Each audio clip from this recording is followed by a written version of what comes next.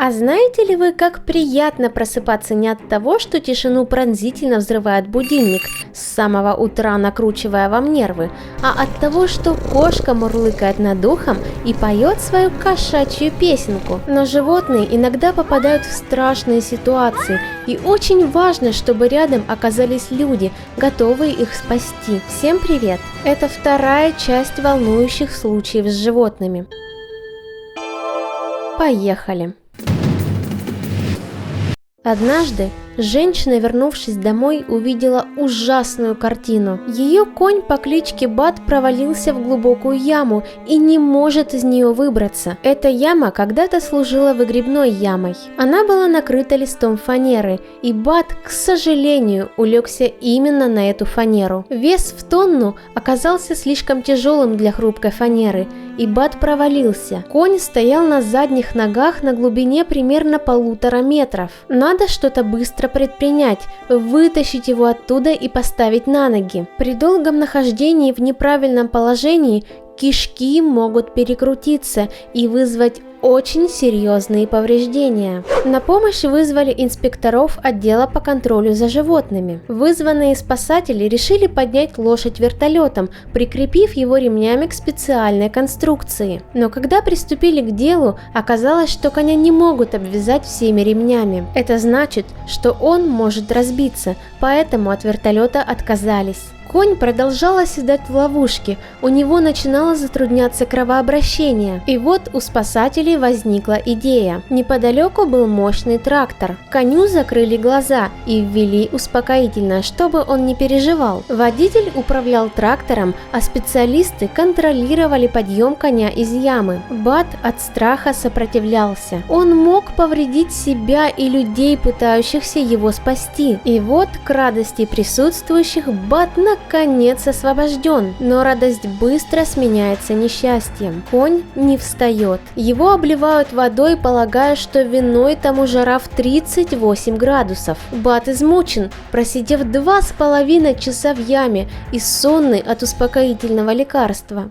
Спасатели решили самостоятельно поставить его на ноги, чтобы убедиться, что все функционирует и движется. И вот Бат стоит с небольшой поддержкой и ест сено. Спасатели заметили несколько порезов и ушибов, но никаких серьезных переломов или внутренних повреждений не было. Яму плотно закрыли, чтобы предотвратить подобное. Этот потрясающий гигант был счастлив своему освобождению. Он пришел в себя и живет в окружении своих собратьев.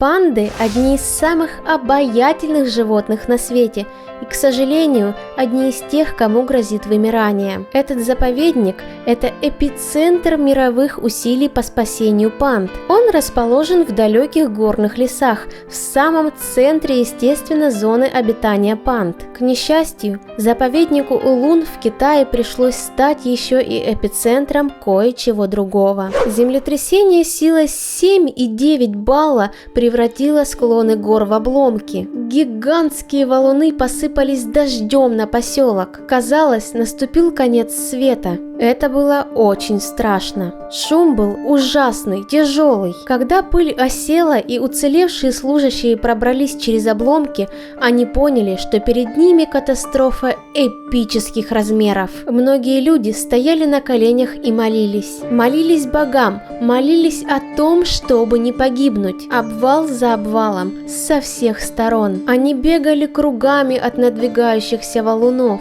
Страшный грохот от землетрясения длился будто бы вечность. Работники заповедника начали думать, как спасти панд и эвакуировать туристов. Они должны были действовать быстро, так как толчки могли повториться. Панды разбежались по всему поселку, некоторые пропали. Массивные валуны завалили главный мост, служивший выходом из поселка. Сотрудники заповедника положили старую лестницу поверх обломков и эвакуировали туристов. Но панды оказались в ловушке в своих загонах и выбраться не могли. Несмотря на продолжающиеся толчки, работники смело вернулись за пандами. Они героически рисковали своими жизнями. Одного за другим они выносили всех панд. Один панда залез на дерево и не хотел слезать. Невозможно было сдвинуть его с места. Животное весом 130-140 килограммов сидело на дереве и отказывалось пошевелиться. Дав ему снотворного, они отодрали его от дерева и спустили вниз. Другие панды обхватили своих смотрителей и не хотели их отпускать. Очевидцев потрясли героические попытки панд спасти друг друга. Один панда помогал другому выбраться в безопасное место,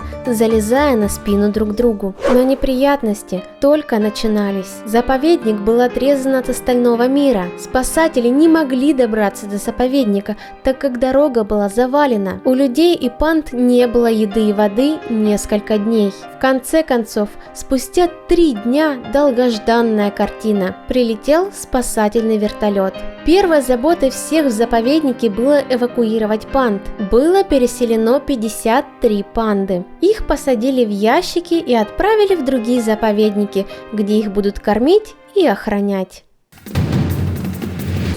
Филины – одни из самых сильных и агрессивных хищных птиц с острыми когтями и клювом. Если его спровоцировать, то он может напасть на человека. Но в тот день в сельской местности в штате Арканзас филин обратился к людям с мольбой о помощи. Его заметили на дереве с капканом на лапе. Это смертоносная машина, особенно для такого хрупкого существа, как филин. Женщина снимала на камеру, как ее муж и сын пытались спасти раненую птицу. Нужно было снять его с дерева. Парень по имени Джереми медленно подцепляет кольцо капкана крючком ручки. Как только филин и цепь капкана оказались на земле, мужчина по имени Майк наступил на цепь, чтобы филин не улетел. Птица была явно в шоке от того, что находится так близко к людям. Чтобы успокоить филина и защитить себя, Майк бросил на филина свою куртку. Ведь если филин схватит руку,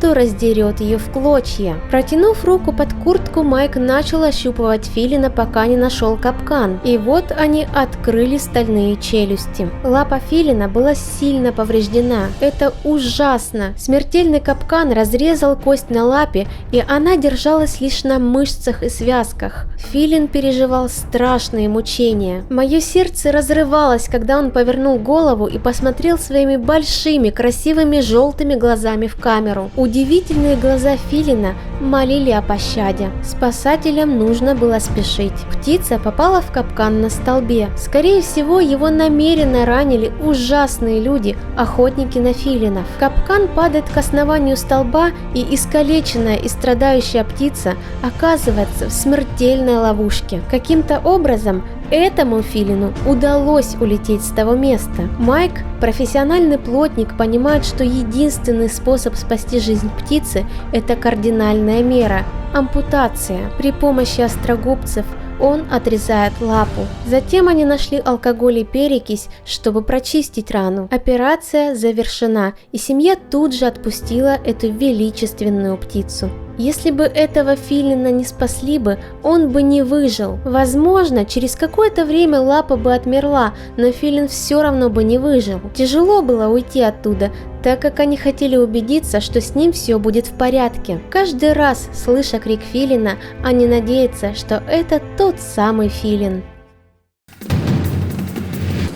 Кошмарный случай произошел в зоопарке с обезьяной по кличке Йо-Йо. Она свалилась в ров с водой, когда убегала от другой, более агрессивной обезьяны. Шимпанзе, попавшие в воду, скорее всего утонет. Вода – непривычная для них среда обитания. Они не умеют плавать, сразу начинают паниковать и тонуть. Люди обладают природной плавучестью. Человеческий скелет обтянут мышцами, которые покрыты слоем жира. Именно жир помогает нам держаться на воде. У обезьян плотные туловища из толстых тяжелых костей и большой объем мышечной массы, но очень мало жира. Йо-Йо находится в воде больше минуты. Рик Своуп, храбрый посетитель зоопарка, оказался рядом в этот момент. Он прыгнул в заполненный мутной водой ров, чтобы спасти шимпанзе. Йо-йо весит не меньше 100 килограммов. Представьте, как тяжело вытащить из воды груз весом под 100 килограммов. Рик изо всех сил старался удержать морду обезьяны над водой,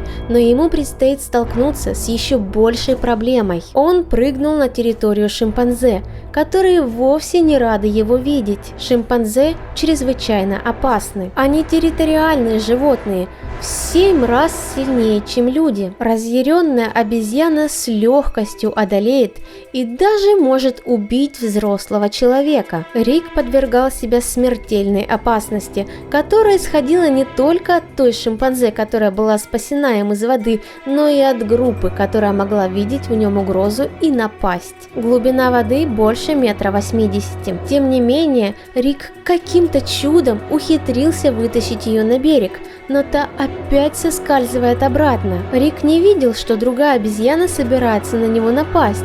Теперь ему нужно было удирать, причем побыстрее. Рик рассказывает, что ему не было страшно тогда. Единственное, о чем он думал, о спасении обезьяны. Она барахталась, как тонущий человек. Смотрела на людей, и глаза ее молили: «Кто-нибудь, спасите меня, помогите мне». Если бы Рик не подключился, то никто бы ее не спас, и она бы просто погибла. Когда ему удалось в конце концов вытащить ее на берег, она не шевелилась, лежала абсолютно неподвижно. Но при этом, когда он перевернул ее на спину, она смотрела на него, поэтому Рик понял, что она жива. После этого он едва успел выскочить из вольера. Еще чуть-чуть, и вторая шимпанзе добралась бы до него. И словно поняв, какой опасности подвергал себя Рик, Йо-Йо поблагодарила его единственным известным ей способом. Она встала и пару раз что-то ему крикнула. «Я бы не позволил ей утонуть, как не позволил бы утонуть человеку, если бы мог помочь», — говорит Рик.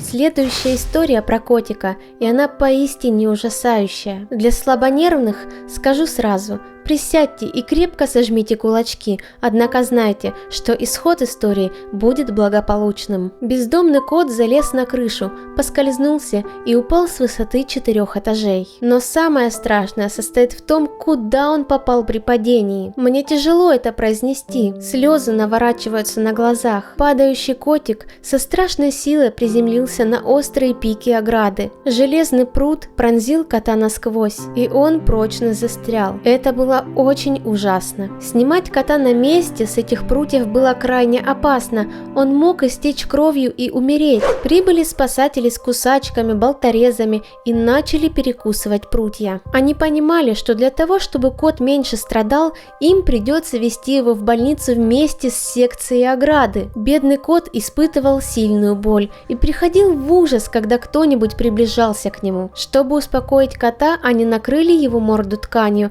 а потом начался утомительный процесс. Они должны были проявить крайнюю осторожность, постараться не шевелить железные прутья. Одно неверное движение, и металлические прутья могли войти глубже в тело кота, повредить какой-то орган и убить его. После получаса лихорадочной работы бригада наконец-то перекусила последний прут. Теперь его надо было доставить как можно быстрее в ближайшее отделение скорой помощи. Но когда они пытались достать испуганного кота из машины, он стал сопротивляться, он просто обезумел от страха. Кот вел себя так под влиянием адреналина. Он очень испуган. Спасатели накрывают бедного кота, надеясь его успокоить и не навредить еще больше. В больнице ветеринар скорой помощи немедленно ввел коту снотворное. Когда он отключился, ветеринар стал проверять, как глубоко железные прутья вонзились в тело. Следующей задачей было вытащить эту штуку и надеяться, что все остальное, что находится внутри,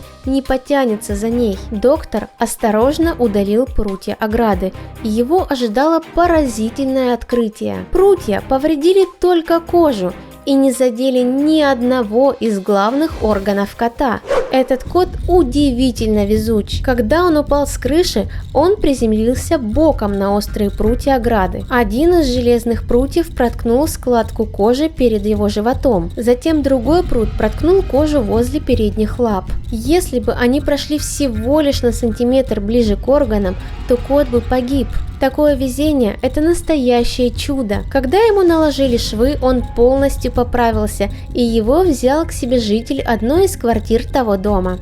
Ребят, давайте все поставим лайк на это видео за то, что есть еще на свете такие хорошие люди, как герои, спасшие животных в этих случаях. Пиши в комментариях, любишь ли ты животных и кого тебе было жалко больше всех. Мне правда очень интересно почитать. А если тебя впечатлило это видео, то поделись им с друзьями. С вами была Марго. Подписывайтесь на канал, с нами интересно.